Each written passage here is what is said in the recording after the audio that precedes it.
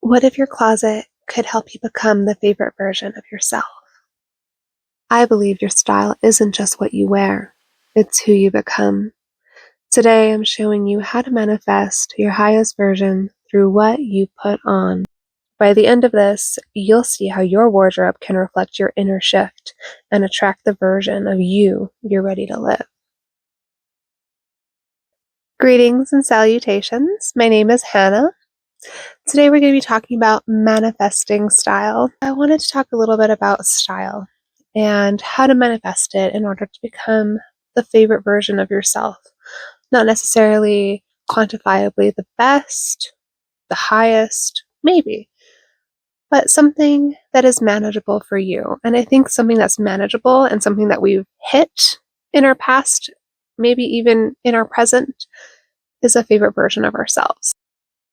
Your highest version begins with yourself, your mind, how you see yourself and how you see yourself as worthy. This is my reminder to you that you are worthy, and also a reminder to myself. There are days where things are really challenging, but I know that when I process my emotions, and we're going to talk about this in terms of clothing and style, in a creative sense, I'm able to transform those emotions or transmute them into something that's a bit more artistic. There's actually 3 tenets that I live by, and it is confidence, clarity, and power.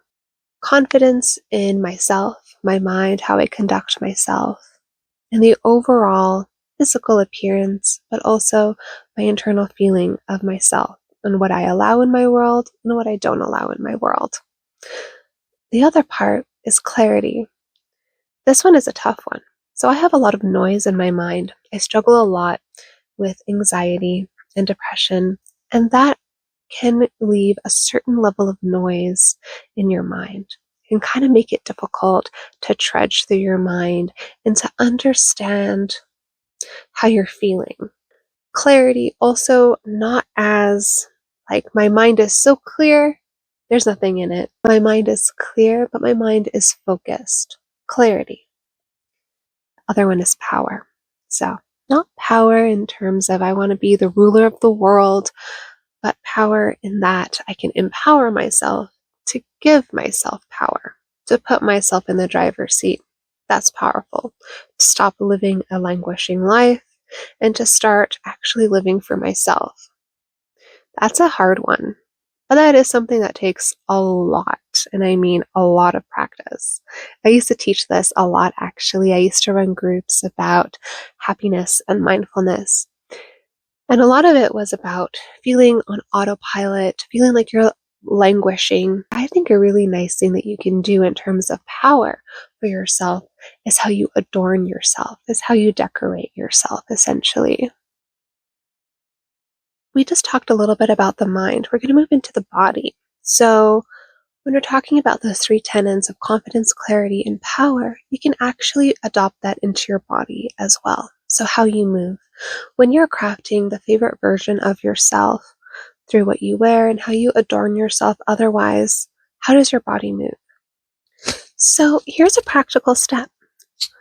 Do some research and try to find a texture or a silhouette that embodies what you want to be in your favorite self.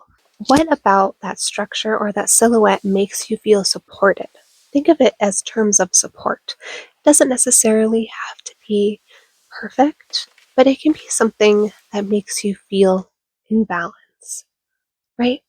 That makes you feel just right. It's very Goldilocks. How I view the soul is your essence. It's almost like the true version of yourself that lies so nestled into your body. It is your truth. So let your style follow your essence. Let your style follow your truth. Of course, there's probably many extraneous circumstances that will get in the way of you fully becoming who you want to be. And I understand that. However, I think bit by bit, brick by brick, you are able to at least channel some of who you want to be if you are in more oppressive or overprotective or stuffier situations or scenarios. Think about your style becoming your ritual. So what does the favorite version of yourself look like? It could be anything. It could be when you are wearing the most colorful clothing. Maybe when you're wearing something like a beautiful nightgown, like a gorgeous vintage nightgown. Maybe it's something in between. Maybe it is when you're wearing the most comfy clothing. But essentially, what we really want to get at is a version of ourselves that gives us confidence, that gives us clarity, and that gives us power. So let's talk more about it. So what do we think about when we think about the term manifesting? I think a lot of the times you're going to think of this like spiritual word, maybe it's a ritual word, maybe it's a deeply personal word. For some people, it might be a woo-woo word. Every single one of those definitions or associations are valid.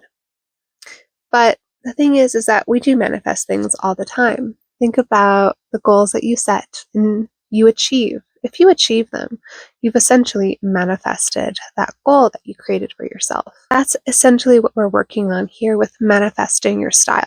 Glamour is something that gives a lot of people power. So when it comes to the drudgery of our everyday lives, a lot of the times we want to add a little bit of whimsy and a little bit of personality or flair to what we do. And that's sometimes to make us feel a little bit more sane, but I think a lot of the times it gives us control over a situation that we may not have very much control in. People remember you when you show your true colors, for better or for worse. We're going to switch gears a little bit and talk more about manifesting your style. Style is flow. How you manifest yourself is flow. Think about when you set a goal for yourself. How rigid is that goal? Probably starts off as pretty rigid, hey? But then as you work toward your goal, and as you're striving toward it, maybe even working closer toward it, what happens? It's not as rigid. The actions in which you take to get closer to your goal become different. They become modified. There's something about them that isn't as rigid because life isn't like that. Life simply isn't from point A to point B to point C in such a neat type of way. Time moves in a linear fashion, but how our mind works and how we achieve our goals almost always doesn't. We have to think the same way about manifesting our style and moving closer to who we want to become. So think of style as flow, as a way to make. You're making yourself. How do you take the ego out? This is a hard task. And to be human is to have at least some level of ego, but to balance that ego. How do you balance that ego? When you take ego out, you just have to look at yourself plainly. This is who I look like, and fundamentally, I cannot change many of these things. Would it be one of those things where I would think to myself, okay, well, fundamentally, I don't like this thing about me, so I'm going to change it? What is it that you're trying to change and mask?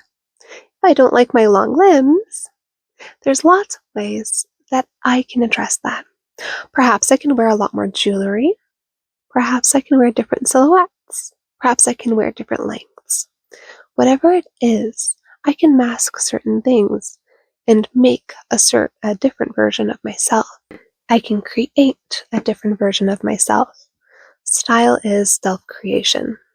So while we're in flow and we're getting rid of that ego stage, or we're at least letting it go in balance and not getting too hung up on a lot of the details. Oh, this is a horrible, version of myself. Oh, I don't like my chin. I don't like my jaw. I don't like my nose. I don't like my teeth. I don't like my hair. I don't like my boobs. I don't like my stomach. A lot of that is actually driven by a level of ego. Sometimes this ego is actually a big protective shield. So style as self-creation. Style isn't some kind of shallow pursuit. It is a real and tangible pursuit. It is something that people pursue. It is as though it were a goal. It's actually the aesthetic construction of oneself. So it's not a shallow pursuit. It's an aesthetic construction of oneself. How do you construct yourself? We often think of destruction, but with destruction comes creation. Comes the ability to create. Not all that is destroyed is lost. It is merely becoming something different. It's like the law of conservation, except a little bit different. What I want to say is that when we feel like all is lost, all hope is lost, maybe within ourselves, maybe within the environments that we're in and the people that surround us, or what we're going through internally, that destruction is the perfect time to create. It is. That destruction doesn't necessarily mean it's only destruction. And then that is all that you can expect is the negativity in destruction. Think of destruction as an opportunity for something new, for something that you can create. I read a quote, I don't know where it came from, but it said, "I see the person who walked through the fire and came out radiant." I think that that is a lovely reminder of the tenacity and the resilience that we all have. The other thing is what Maya Angelou said, so simply, "Still I rise." So because we're talking about boundaries, and I've kind of talked about it a little bit about psych and some of those really basic principles here, I want to talk a little bit about manifesting style in terms of emotion.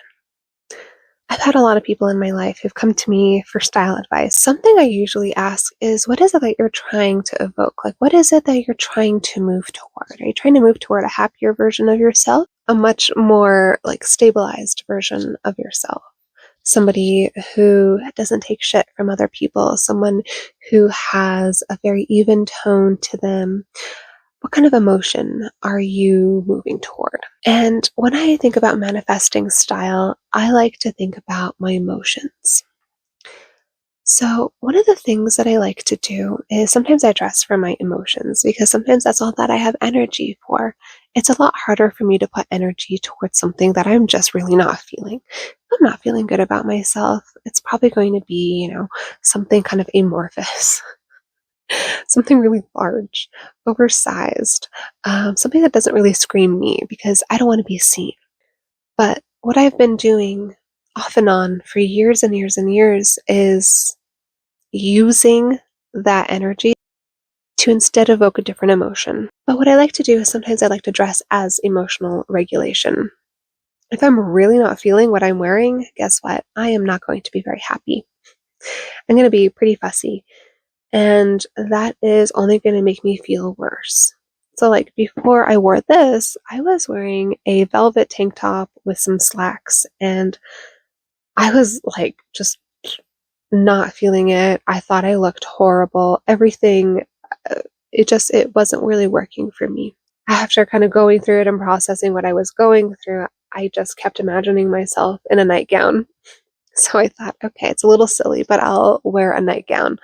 I'll wear something that I know always makes me feel really good and lovely and a version of myself that I really like, which is something that's a bit more glamorous. It's able to transmute that emotion into something that makes me feel really good inside. Style is a way to bring control back to a situation that you don't really have a lot of control in. Another psych fact I have for you is that we need 3 positive emotions to negate the negative emotion. So pretend that you're dressing in terms of negating that negative emotion. How would you do that? Okay, so for me, I put on this gorgeous gown and I already felt really good. I love the way that it looks on me. I love the way that the nightgown itself looks on me. And I love how this little top, this little overlay nightie looks. Then the other thing that really inspired me was wearing gold. I was thinking about maybe wearing something with pearls. I thought that was a little too on the nose. So instead, I'm wearing something gold with a little pearl in it, and I'm wearing other gold jewelry, and I'm wearing a little gold barrette. That makes me feel really lovely. Having my hair look pretty nice makes me feel really good. That emotion will always still be there, but it depends what you do to help that emotion move on that really matters. The other thing I want to talk about is defining style. To define is to limit. I believe Oscar Wilde says something like that. Now, why do I say that? Remember when I was talking about flow? Flow is so real. When you're flowing and when you're going through and you're trying to achieve your goals, what happens to those rigid standards? They melt away. They become other rigid standards. And then that transforms into something else until you get to where you want to be. Quite simply, don't set a rigid limit for yourself. Detach yourself from that and allow, again, this level of levity to your life. Curiosity, whimsy, whatever it seems, whatever it sounds good to you. That's what I'm asking. And that's a call to action, ultimately. The whole reason I want to talk about manifesting style is because I believe that it works. I do. Over the years, during the good and the bad, style has been a constant. I like to be able to feel like I have control of myself. I grew up with not having any control over myself. I grew up in such a way where I was always oppressed, repressed, never allowed to talk, never allowed to express. And fashion is the only real self-expression that I have, besides the art that I'm working on. But self-expression is so important, and having many outlets is just as important. Your self-expression could be the very art that you're doing. If you're painting something gorgeous, if you're creating a dress and sewing it all by hand, if you're making cosplay, or you're putting together an outfit for yourself. I see how people change when they put on something that looks really good. Style is a form of therapy. It completely changes who you are, how you walk, how you talk, how you act, how you speak, and how you command the room. So when I talk about manifesting, it's really about creating a version of yourself. Self-creation. Remember that. You can become the highest version of yourself. It is possible. It's not impossible. It is something that is a goal to work toward, bit by bit, brick by brick, and garment by garment. I hope you enjoyed this video. If you'd like to see more, please check out my channel and some of my other social medias. If you also don't mind giving this video a like, maybe even a subscribe, just so you can check out more. I have a lot of gratitude for everyone who has made it this far. Thank you so much. I'll see you in my next video.